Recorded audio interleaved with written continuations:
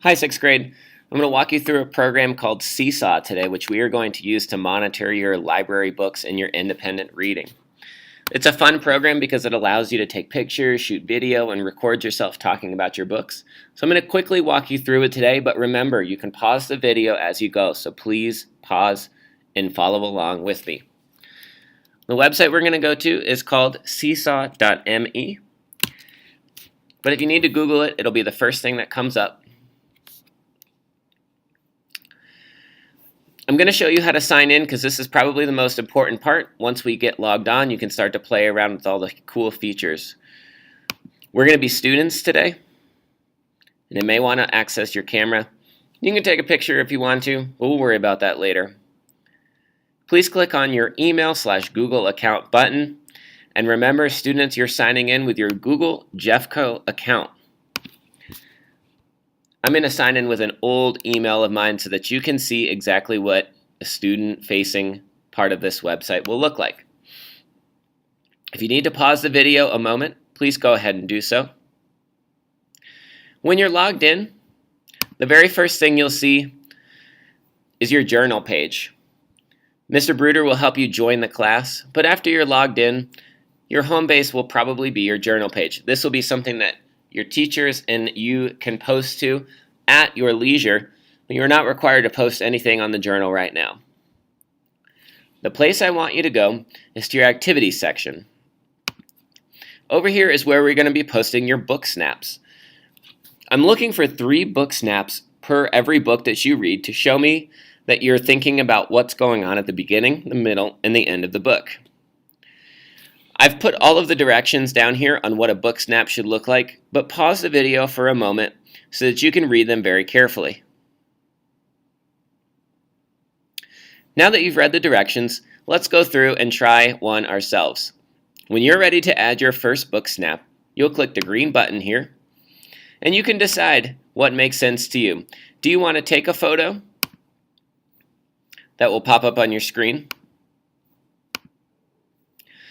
Or my favorite is to just add a file from your computer already. I've taken a picture of a page of my book that I'd like to share and talk about during my book snap.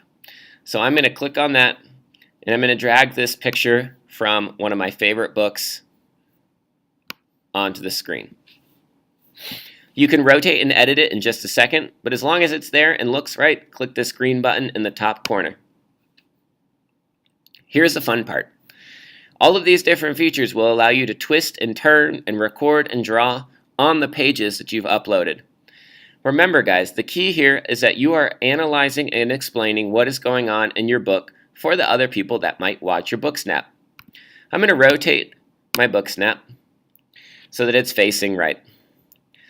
Part of your assignment is to record a little bit of background information about your book, so this is the record button that you may use. The draw and label buttons are fun, but you might not need them quite as much. If you're interested in drawing our attention to one particular place, you might say, "My character is really confused." In this page that I took a picture of, we have a character who's a part Native American, and he's traveling to an all-white school for the first few days, and he feels really confused about who he is and what his identity is. When you're ready to move on from there, you can click the green check, and it'll take you back to the label, caption, and draw. The most important thing that I think you may want to use today is your caption.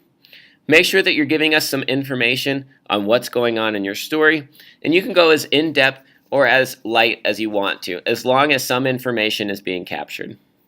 Once everything is done, we'll click check, and you'll find this waiting for teacher approval message. I'm going to go through and double check everybody's messages to make sure they're appropriate and helpful to the rest of the class. And if your stuff looks good, I'll go ahead and post it. If I want you to go back and add to it, I'll send you an email as well. It'll take a little while throughout the year to get a handle on everything that this website can do, but I think it's a really great place to start. Please remember to email me with any questions or concerns you have over the weekend, and go ahead and give your first book snap a try.